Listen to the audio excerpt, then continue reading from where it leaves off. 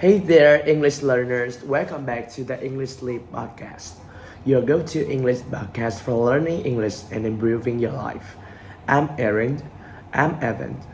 Whether you get set big goal for the years or just tired of starting over every month, this episode is going to hit home because today we are flipping the script. That's right.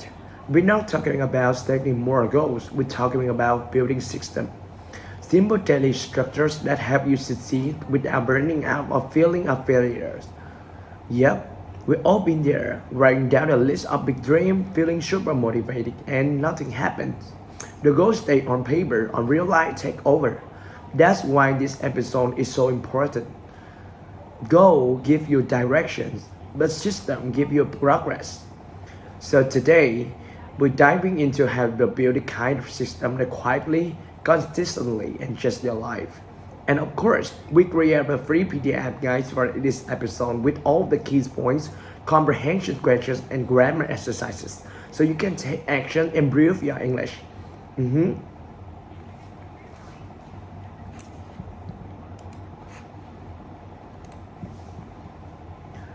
You'll find a link in the description, save it, open it, and actually use it. Trust me, future you will thank you. And stay tuned until the end because the language nature charts will break down today useful intermediate vocabularies from today this episode. Alright, let's get into it. Let's start with something most people totally ignore. Your identity shapes your habits. You used to set goals like, I want to speak fluent Spanish, which I thought of myself someone who was good at language. And guess what? I barely practiced. My identity didn't match the goal. Totally been there. I used to say, I want to be a writer, but I didn't write. Not even a sentence a week. The turning point? I stopped waiting to become a writer and just acted like one. That's one chef changed everything. Yes, and for English learner listening, you may say, I want to be fluent. But do you see yourself as an English speaker right now? Because here's the deal. You don't become the person first and just like them. You act like a person and slowly you become them. That's the huge insight. Think about like putting on a new pair of shoes. You may not feel like a fit at first, but the more you walk in them, the more natural you feel. So if you're learning English, don't say, I'm trying to learn English. Say, I'm an English speaker progress. Exactly the words you should describe yourself matters. They set a tone for how you show every day. Now once you're starting stepping into the identity, let's talk about the next piece. Start small, like comically small. Oh yeah, I used to go all in.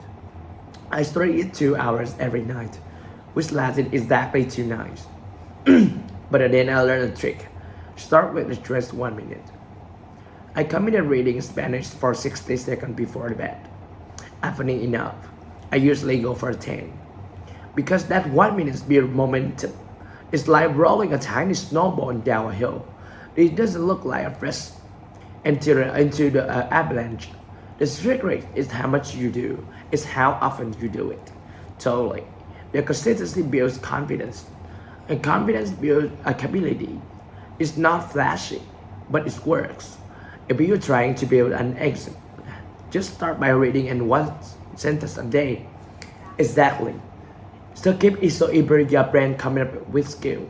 Now, Aaron, let's talk about one of the most underrated habit tool, cues. It's a little trick of your day sliding news into the action, often without you realize it. Totally. I notice every time I make coffee, I instantly check my phone. It's worth playing with just a cube response loop. So I thought, what if I change the response? Now, when it's catches on, I grab an English notebook instead. Yes, that's the magic. You don't need to find your habits, you just need to rewire the cues.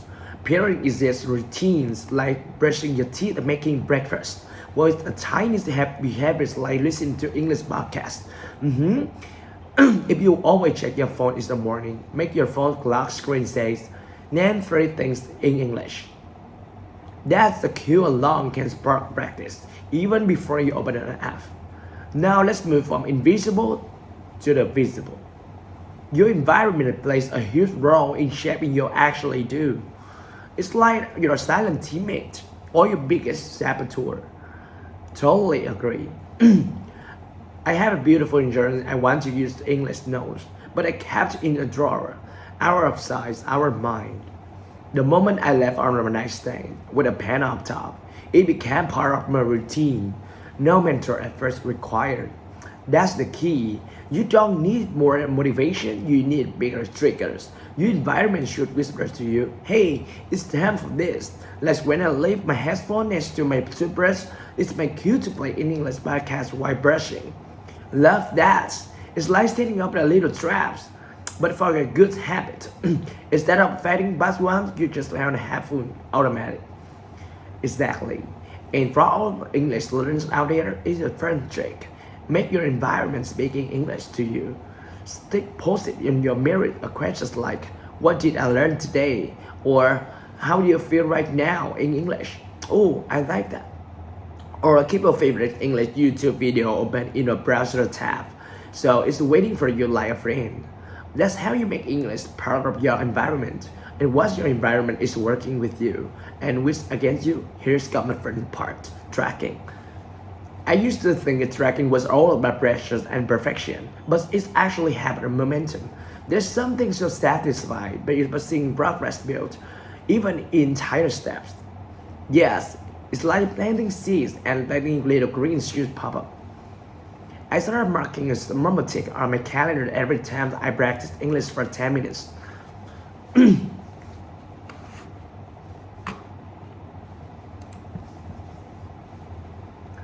After a week, I didn't want to break a change.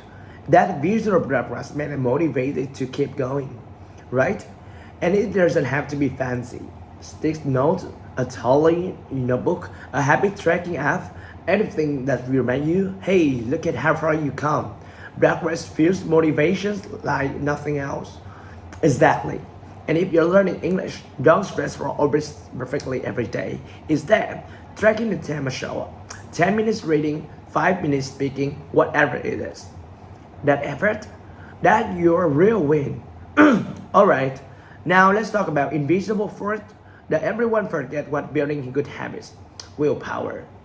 Oh yes, the mysterious energies that seem to vanish by the time the sun sets. Like, where does it even go? Seriously, willpower isn't endless. It's more like a phone battery. Every little decision, what to eat, what to wear, whether to study, slowly drain it. And by the evening, you run on the 5%. Totally. I used to believe I need more willpower to consistent with podcasting. But what happened most was watching hard. It's worth prepping smarter. Now I set everything up nice before. Mic, outlines, even the lighting. No decision live to make. Just hit record. Same idea for English learners. If you prep your tour night before, your notebook app, or even sticky notes with sentence practice, you're not dependent on morning motivation. You're just following the path that's already there. That's the magic. Systems don't ask you to be perfect. They just ask you to prepare. And then you do, you win, even on the hard days. Now this next one is surprisingly powerful, celebration. Most of us don't celebrate with small wins. We just move on to the next thing. Or worse, beat ourselves up for doing more. Totally. I used to think, why would I say celebrating practice 10 minutes? It's not a big deal. But it is. Every small win is a deposit into the belief account. And when you feel good, you're always more likely to keep going. Exactly. When I first started building my podcast habit, I literally say out loud, next one event, every time I finish recording, even if it was short. Sounds silly, but rewrite how I saw myself, not as something trying to create, but somebody who does. That's great to say after, and it totally applies to learning English too.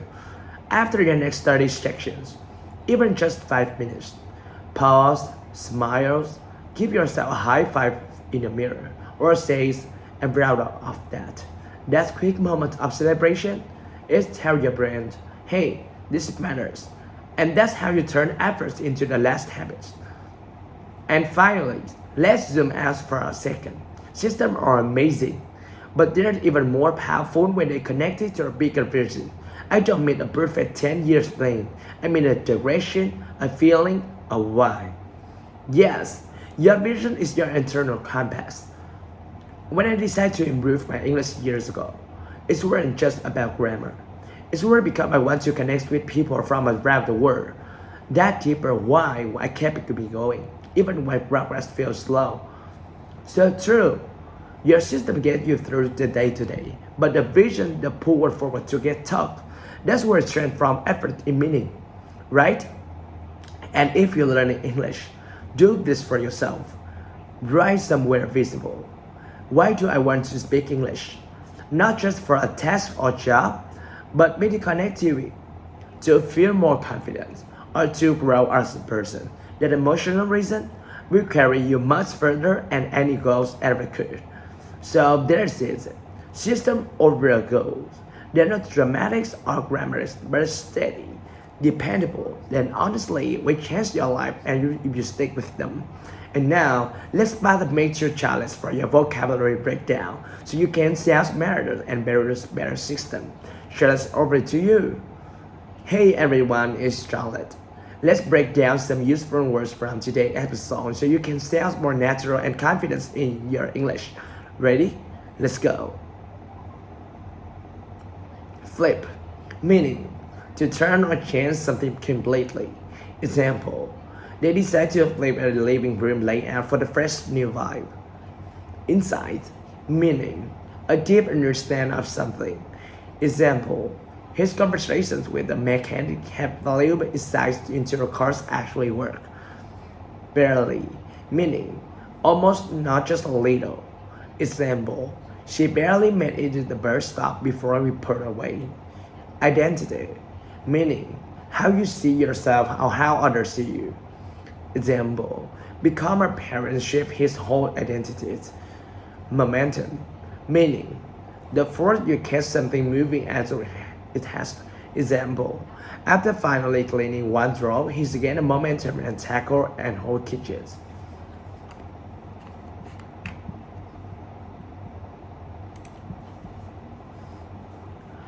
Avalanche, meaning a large overwhelming amount of something. Example, after returning from vacation, he faced an avalanche of emails. Consistency, meaning doing something regularly without stopping. Example, the key to staying fit in intensity is consistency. Flashy, meaning something that looks exciting or impressive, but often isn't useful. Example, that flashy cars like race break down all the times. Cues, meaning signals that tell you to do something. Example, the sunset was her cue to start evening work. Triggers, meaning things that cause reactions or respond. Example, the smell of cookies always triggers her childhood memories for him.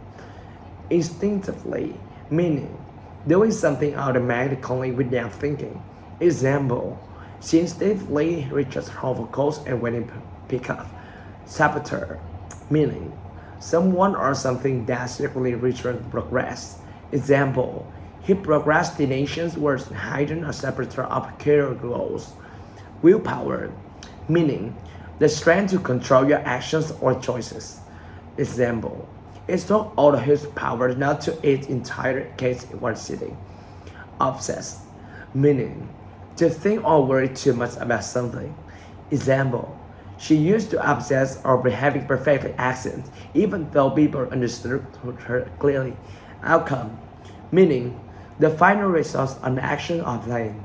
Example, the outcome of eating healthier and exercising regularly was he lost 10 kilos in the 3 months. Intentional, meaning done on purpose, not random. Example, she made intentional choices to spend Sunday with family instead of checking emails. Reliable, meaning something you can depend on. Example, my old car not be fancy but isn't reliable. It's never broken down once in 5 years. Reflect, meaning to think carefully about something. Example, after the argument, he took a quiet while to reflect on what went wrong, how could fix it. That's it for today. It's useful this work with this week. I promise you sound more fluent and confident in no time. See you in the next vocabulary breakdown. Thanks, Charlotte. That was super helpful. And that's a wrap for today. Keep practicing, keep building, and let your system do the heavy lifting. We'll see you in the next episode of the English Leap podcast. Take care and happy learning. Bye for now.